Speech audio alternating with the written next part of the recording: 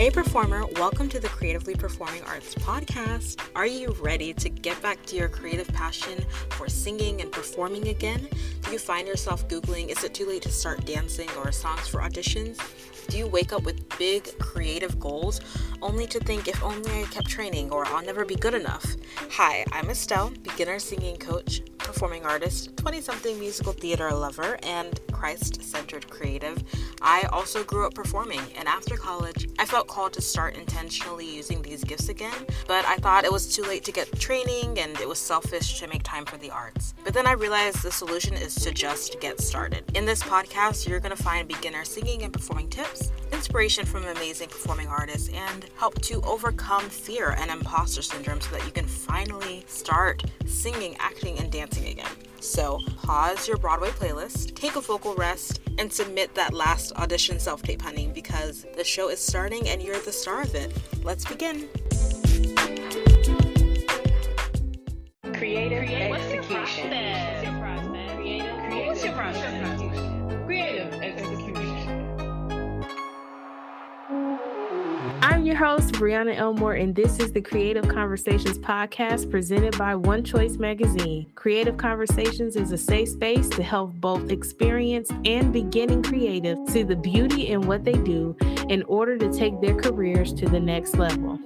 Whether you're just getting started or your work is finally gaining traction, Creative Conversations is a community of creatives willing to learn from mistakes as well as wins. Be sure to share it with a creative person to encourage them on their journey and tag the newsroom at One Choice Newsroom on Facebook and Instagram. It's only up from here. Hello and welcome to another episode of Creative Conversations. I'm your host, Briana Elmore, and today we have an amazing creative guest to share with you guys, to drop gems and all of the good things in between. I'm so excited about this. So without further ado, let me read her bio. Then she's going to tell you and confirm what's been said in the bio. And we're going to have an amazing time on this episode here today. So we have Estelle Avery. And so let me get down to it, okay? Estelle has studied psychology at Virginia Commonwealth University and supplemented her studies with voice and music classes. And now, while temporarily working in healthcare, she sings, acts, and dances and hosts her own amazing podcast, Creatively by Estelle, a podcast for creative and performing artists. She is determined to help other beginner musical theater performers and vocalists grow their creative gifts through her emerging voice coaching business. She's finally pursuing her God-given dream of being an artist and inspiring other artists, and she's happy to bring other creatives along for the ride, honey. That sounds like she belongs right here on this podcast, and we're so excited to have you. Without further ado, here is Estelle. Yay! Thank you. That was such a beautiful intro. You're welcome. You're welcome, honey. The bio stands alone. Okay. Oh, thank you. The bio doesn't need too much else. It sounds like you're incredibly creative oriented, and we're super excited to have you here. Tell us a little bit about yourself, because we know that other people can say it and read it and whatever, but give us a little bit more about yourself. Sure. Well, thank you so much, Brianna, for that introduction. It was really kind. And thank you for having me on the show. I'm really excited. I know that you are creative and you inspire so many creatives with your show, and including myself, because I've listened. And so thank you. So my name is Estelle. I'm 23 years old, so I'm a little young, but I've always just had this passion and drive for being creative and being in the arts since I was young. And I grew up, I'm the daughter of hardworking, incredible, God-fearing Nigerian immigrants. They immigrated to America a couple years before my older sister was born, and then I came right after. And so now we live in North Carolina. So I'm in the South, but I think because I grew up in Nigerian culture. I also went to an African church. So because of that, because of that upbringing, I always just had this like determination that whatever I want to do, I want to be as good as I can be. I want to be the best that I can be, to and to be of service to other people, I think too, because my parents are both in the healthcare field. And so I think that has always been a driver is yes, wanting to be the best I can be, but also like impacting others and being of service. And I just didn't really think that, even though I loved the arts, I just didn't really see that as like, oh, that's helping people or like that can be of service to people through the arts or through being creative. It was just like, oh, that's just something you do for fun, even though you love it. Mhm. But the older that I got, when I was young, I I was obsessed with fashion. Like I wanted to be a fashion designer. That was like my big dream. And then as I got older, I started doing more theater. I started dancing in church, singing in church. A lot of singers start in church, Mhm. especially in the South, right? So I started singing in church, dancing. I would choreograph pieces in church. And again, I went to a like predominantly African church. So sometimes they'd be more like West African style dances, Nigerian style dances. And I started acting as well in church and in school. And I would sing choir at school, took piano lessons, dance lessons in the community. And so, yeah, I was just like, and my older sister and I were just like very entrenched in the arts. And then my younger sister came along too. Even she was like, she grew up in the arts too. So um, we all had that upbringing. And I think, and the older I got, as I started to kind of figure out what I wanted to do, like going into college and everything, you always like everyone has that pressure of like, oh, what are you gonna choose? Like, what are you gonna do with the rest of your life? At 17 years old, and I was 17 when I graduated high school, because I was a little bit young for my grades. So I and I had like this really interesting experience in high school because I went to a predominantly white high school, very small private Christian high school in North Carolina. And I also had like my African home upbringing too. So it was this kind of like dichotomy of different cultures and experiences. So I always like I found race identity and like stereotypes and prejudice and like all that stuff really interesting, especially in high school. And because of that, I think I was drawn to sociology, like in topics in that in that field when it came to like writing papers and stuff. And we had to do a thesis in order to graduate. And my thesis had to do with some sociology and psychology themes regarding like race identity.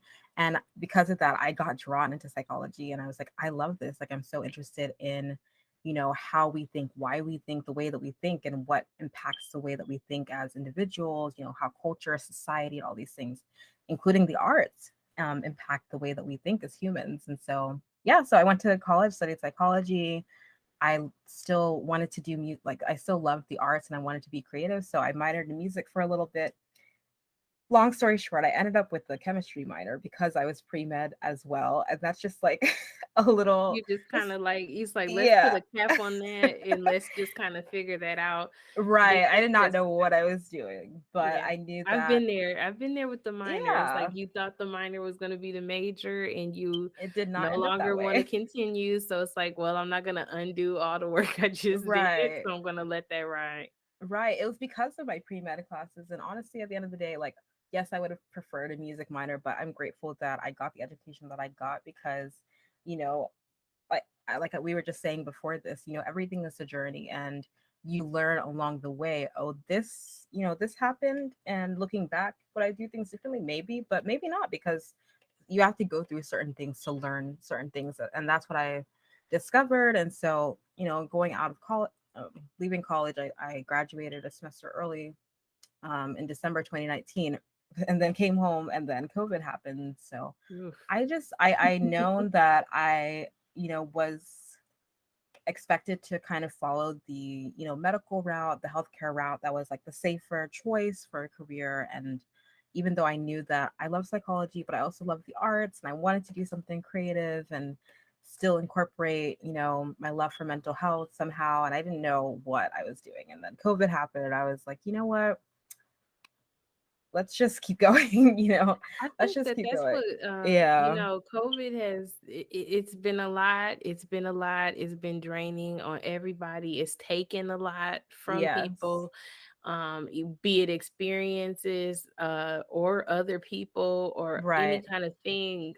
Just different freedoms. It's taken a lot, but I will say, I think at least what I've understood and taken away from it personally was just Yeah. kind of the spirit of why not. And so Right. that's like, why not do this now? Because it's like you can literally see all these like very tangible instances of not having the time, or shoulda, coulda, wouldas, on Mm. as far as like feeling regret that I didn't do this. Because it's like, if we were ever reminded how, short life can be or whatever, it's right now. So I feel like that is kind of being like the gas under people's behinds, the light, like Yes. lighting the fires under people's behinds to kind of get up and get active in whatever it is that they're passionate about.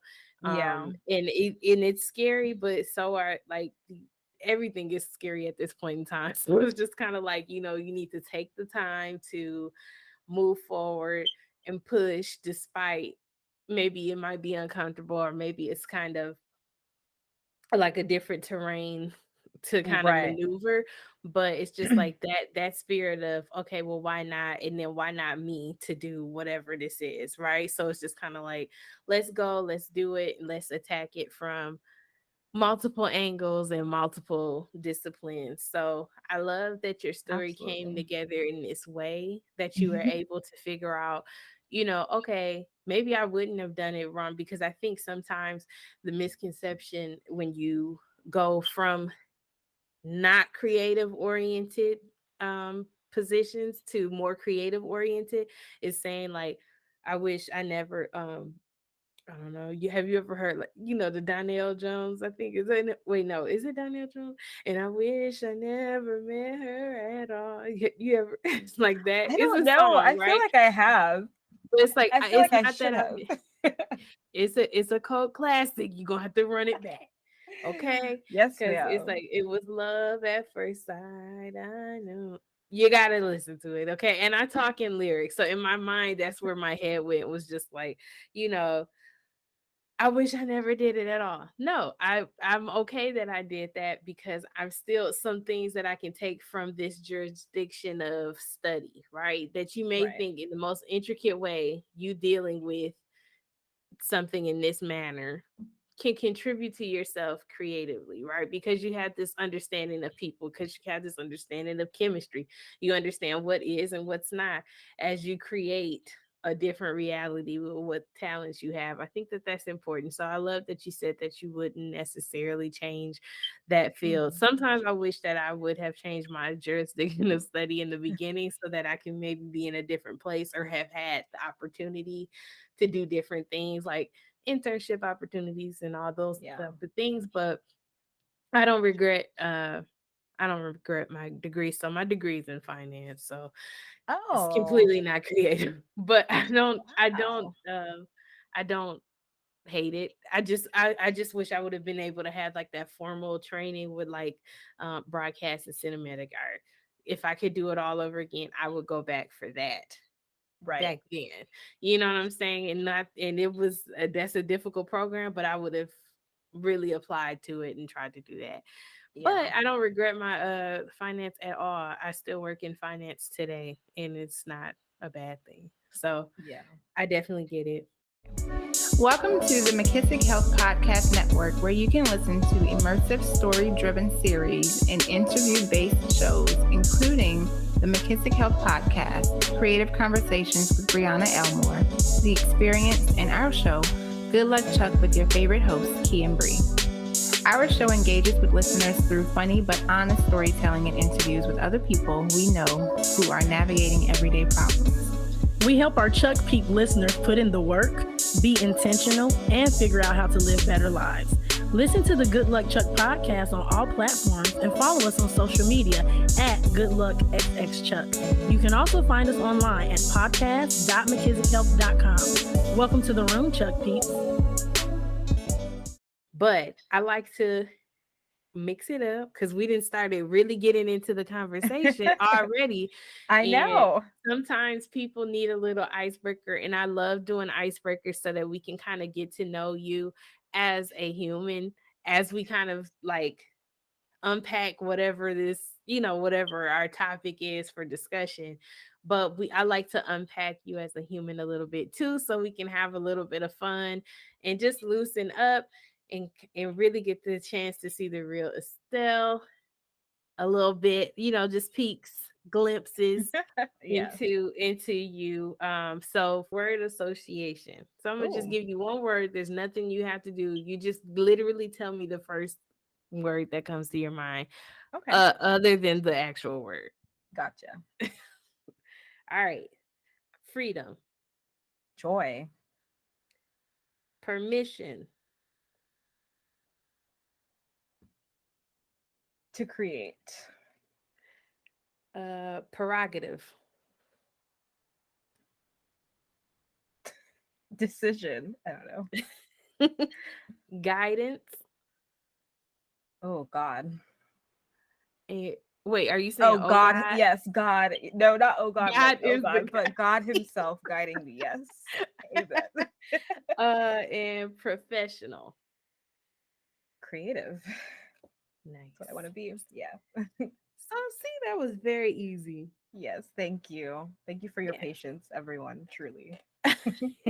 As we journey through You're right. making the decision between the thises or that. Very good. Very good. See, very easy. Very Thank good. you. So for my first question is like, I know we were talking about like as we were kind of just unpacking you as an individual, what do you feel like was your aha moment when you gravitated towards creativity? So we know that one thing really wasn't feeling like a fit, but when did you kind of say, okay, I can do something, I'd rather do something creative and I'm going to do this? When did you Yeah. become decisive in your decision to do something creative?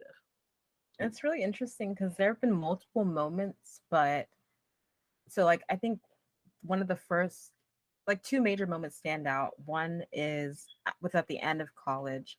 I had really been praying and just like talking to people that I knew, like wise counsel, people that I trusted, one of my mentors slash pastors at the time, on campus, and just like friends and stuff, and also just really spending a lot of time with myself, with my Bible, with my journal, and trying to just like figure out myself and what I wanted to do next, and like if medical school is really for me, and you know what that future would look like. And I just heard, and I don't know, everyone has a different worldview, but I just know for me, like my faith is really central to how I make decisions, and I felt God saying like, um what I've been telling you, like what you're meant to do, or like the creative thing that you're supposed to focus on has always been right in front of you. I just didn't get it because I was like, okay, like I love fashion, but like I love the arts, I love performing, like I don't understand, like what am I supposed to do with my life? I love psychology, and Mm-hmm. I just felt like, oh, it's always been right in front of me, and I just haven't been paying attention. And of course, it was performing because throughout my entire life, like I've been performing, I've been singing my whole life. I loved it. I loved theater. I loved dance. Like I was obsessed with I became like obsessed with musicals in college. Like I, What's your I favorite just, musical? oh, Dreamgirls movie musical. But when it comes to on Broadway cast recordings, probably Wicked, Waitress, or Hamilton. Top three. That I'm was so gonna hit. fast, but I knew it. See, look at you. Okay, you keep saying you're not decisive, and yet I don't see that because I'm asking you questions and you're Yeah, giving me answers. you're right. Okay. You're right. I'm glad you Listen, asked. Yes. Everyone go listen to Dreamgirls is all of those it. shows. So good. Dreamgirls is it. Okay. So I good. literally can remember. I wasn't in college when Dreamgirls came out, but in while I was in college, definitely remember watching Dreamgirls with some of my friends, and that was truly, it's like one of those like, what is it? Those fundamental memories from college. Yes. It's like literally that, and then we watched like Waiting to Exhale. So Hmm. y'all know who you are. Love you guys from college. But yes, that was such a good time. It was very fun. So yes, very much so a like a pivotal memory. It's like being Yeah, in the room in the dorms watching Dreamgirls and singing along to everyone. And also shout out to yes. Jennifer Hudson, who now has an EGOT, because we know she started off Period. with an Oscar from Dreamgirls. So From yes, Dreamgirls. Oh, that's so true. I didn't even think about that. Oh, yeah. that's amazing. She was so good in that movie. Oh my goodness. She's just so good, period. So we Yeah, love Jennifer yes, Hudson. in general, absolutely. There were And I so many. It actually was saw Wicked. star-studded. I Oh, saw Wicked, really? but it wasn't on Broadway, but it was like Hmm. in Chicago. So That's so cool. I'm from Michigan, so we saw that in like my class went to I was in a voice keyboard class growing up. So I went to Oh, like a magnet school, and so I was in voice keyboard from 6th to 12th grade. And so we would go and see like live shows. And so Wicked was one of the shows, oh, and love Wicked. Love it. so good. That's Love amazing. it. Love it. Love it. And I wouldn't normally like be like, "Oh, I want to see something about a witch." Yeah, but it was so good. I didn't know cuz I did Yeah, not know what it was about. I knew nothing. yeah. I didn't understand. I just went there and got my world rocked. Okay? It was a good show. Very good show. Oh my Um gosh, that's very good awesome. show, very good story. We So love to hear beautiful. it. Yes, I can't wait for the movie to come out with Ariana Grande and Cynthia Erivo. Oh, it's gonna be so Cynthia good. can sing anything she'd like. Anything and everything, absolutely. But yeah, so love that. Love musicals. And yeah, so I just after that, like I I came home and I was, trying to figure out what I was gonna do next. I'd applied to med schools, I'd taken the MCAT and everything and had applied, but my heart wasn't fully in it and I kind of like dragged my feet with recommendation letters and stuff like that. So I wasn't getting like the responses that I would have wanted if my whole heart was into going. And so Mhm.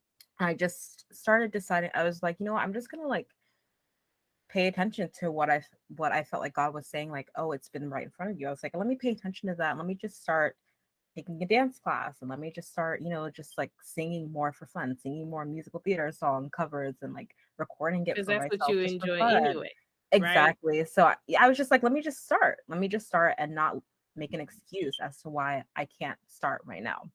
Yeah. So And so that's what I wait, I got a quick question. did. I'm sorry, Yeah. but I have to interject because my mind is like, ask it. So, so when you were waiting, so you already completed all of your studies to Hmm. have been admitted into a medical school program. So that's Yeah. important to know. Like it was like we was on the path. It wasn't like, oh, I just want to be a doctor one day. It was like, no, honey, the Yeah. credentials are here. I could do it. But Yeah. it was just kind of like something stopped you. And did you feel any pressure because you have family that is in the medical field? Did you feel that type of pressure? Did they ever say like you need to do this? What was that like? Was that Mhm. how did you navigate that dynamic? Like when you were like, I don't want to do this, and this is something, and it's like a background they understand Yeah. to doing something creative, and I don't know them. They may understand the creativity uh Mhm. path as well, but this like we're making this huge like 180 Yeah. turn from one Yeah. jurisdiction to the next. And how was that? How did you navigate that? Because sometimes we have it where it's like, oh, sometimes people think, oh, it's all the dream, but it may or may not be. So like what was that? That's why I love hearing these different stories from different creatives. So how was Yeah. that? Well, yeah, so there was definitely back and forth just because I didn't really know what I wanted very clearly. And I think that's really the main issue is that I didn't have that sense of clarity. Like you're saying, like what was that decisive moment? Even that moment there then that I had at the end of college before COVID happened and everything, it was decisive, but it wasn't quite decisive enough for me. Like I still wasn't completely standing like with 2 feet, stake in the ground, all in. And so because of that, I was still like, yes, I was easily swayed by external motivation. Yeah, I definitely had that like external validation that, oh, this is definitely what, yeah, there, we all feel pressure from society and from our cultures to do what is, a well-trodden path, or what is something that has like a clear path towards success. And so I understood that, and I wanted to, make people proud, make my parents proud, make everyone proud, and make myself proud too. But like I really wanted to make other people proud. I like I like everyone to be happy with me and content. And so I think because of that piece of that external validation, and also just because I wasn't like fully like able to say I am a creative, I am an artist. Like I felt like that's what I was supposed to do, but I was like, I'm just trying this more. Like I'm just doing this more because I like it. I wasn't fully like all in. Like this is what I'm doing with 100% assurance, and yeah. And I think because of that, it was very easy for me to say, to just like acquiesce and say, oh, this is what I know people want from me, so let me just keep going along with this journey and this path that is already prescribed. And so I truly think that it was really my inability to make that firm decision and stand in that wholly early enough. Like I wish I had done that earlier, but again, it's all in the journey, and now I am. But it's taken that time, and yeah. So it's been a journey, and I started my podcast. When I started my podcast, it was 2021. It was June 2021 that I started it, and I was in medical school when I started it. Actually, I went to medical school in Barbados. It was an international medical school. Listen, let And me stop you there. I yeah, would have so preferred to be in Barbados during the pandemic because they do not play. Here they they be do not playing with. play. Here they be playing, and I was like, you know what? I promise you, I was like in the house for a year, and I was not Oh my playing. gosh. Like nobody was coming in, and I was No one not was really going out. going out. It Yeah. was like I am in the house. Okay, it was like my family was worried. They were like, "Oh my God, you are really taking." It These was crazy. guidelines to Yeah. heart. And that's what, but like I saw like all the places that were like really taking it serious. And if there was anywhere I would have felt more safe, it would have been Barbados. I just want that Yes. I want it on the record. Yes. But No, yeah, so you Barbados were is a actually tiny there. island. So yeah, like they are very strict because they have, they don't have as much space, and they have like, they have to be really careful. So yes, you're very right. You definitely would have been had those strict rules there that you would have wanted. Because So they were not playing. She was like, listen. Thank you so much for listening to this week's episode of Creatively by Estelle. I hope you feel encouraged by today's episode as you start this week. And if you have a moment, I would love for you to just share this episode with a friend if you liked it, or with someone who you think this could be encouraging to. It would really help the show. Also, if you really loved this episode, if you wouldn't mind going to Apple Podcasts and leaving a review and rating this show, it would really help us reach more people through this show and grow our Creatively community. All right, thank you so much for listening, and I'll see you next week.